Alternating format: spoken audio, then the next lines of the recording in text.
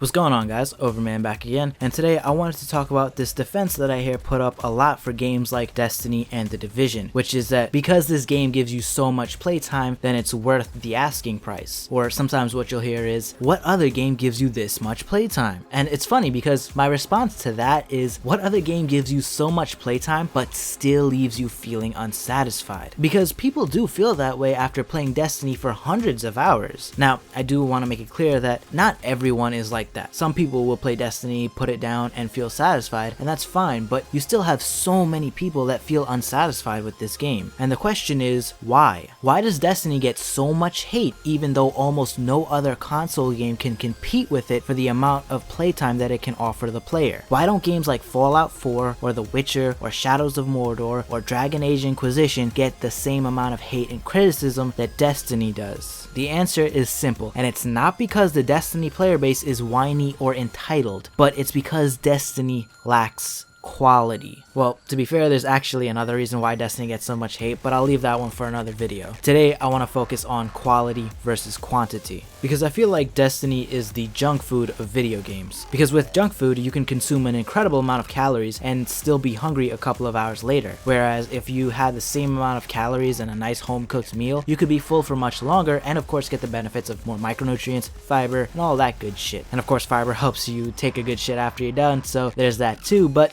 I digress. The thing about Destiny is that the initial playthrough is okay. It's very middle of the road. There's good things and there's bad things. But the initial playthrough of the Taken King content isn't all that. It's not on par with the campaign in good games like Mass Effect, Shadow of Mordor, or Fallout, right? But that's why games like Destiny and The Division have endgame content. And that's the problem. The endgame content in Destiny is just replaying the same shit you've already played. You replay the strikes and the missions, and in year 2 you get quests, which is basically just going to tell you to go replay some more content with the exception of a couple of endgame missions. The content here lacks depth and variety, and as a result it doesn't have much replayability. So how is it that they're getting people to replay content with low replay value? And of course the answer is loot. Loot is like your payment in Destiny. It's like when you have an unsatisfying job. You do it not because you enjoy the work or enjoy the job, you're doing it for the paycheck. And that's how it is with Destiny for a lot of people. They don't really want to replay this strike for the upteenth time, but they do want the rewards, so they'll do it anyways. And then eventually they can go on and do the raid, which is that one piece of content in Destiny that isn't super simplistic, so it does warrant multiple playthroughs just for fun, and plus for the loot as well. But what if you're not into raiding? Or what if you get tired of the raid?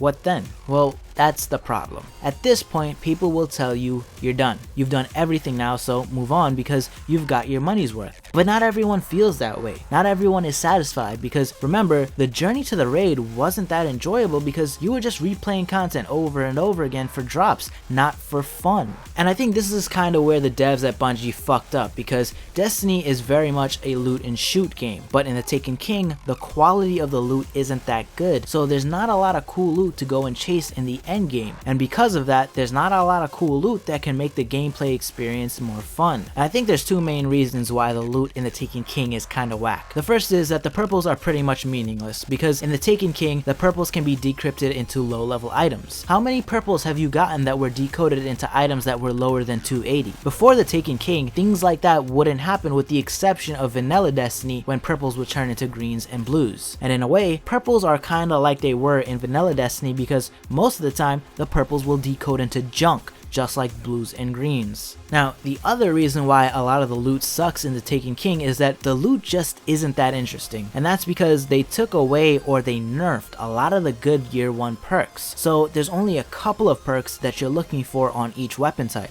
For example, on the auto rifles and pulse rifles, you're looking for things like counterbalance to eliminate horizontal recoil, and maybe something like hand-laid stock to reduce the vertical recoil. But besides that, there's not much else to look for. You know, I wouldn't mind the purples getting decoded into lower attack values so much if they at least dropped with interesting perks, but that's not the case, so it's like a double whammy. And while some of the exotics are kinda cool, for example Telesto and Tom, you can only equip one exotic at a time, and there's only a handful of new new exotics in the Taken King. And there's one more problem, the lack of elemental primaries, which I think was a huge mistake. I mean, as of right now, the Harrowed set of hard mode raid gear isn't anything special, so having elemental damage on them would make things a lot more interesting. And having the Trials of Osiris weapons that come out of the chest in the lighthouse be elemental makes that loot a lot more interesting and rewarding as well. Now, I know some of you guys are going to be thinking, Overman, why are you beating a dead horse? And there's a couple of reasons for that. First off, because Destiny will have future updates, expansions, and sequels, and the cycle will most likely repeat itself. And second, The Division suffers from similar issues. The endgame content is very simple, and the gameplay doesn't offer that much depth or variety, so the endgame in The Division feels very similar to the endgame in Destiny. And because of that, you can bet your sweet little booty that people are going to defend The Division with the same BS excuse. That because this game gives you so much playtime, it's worth it,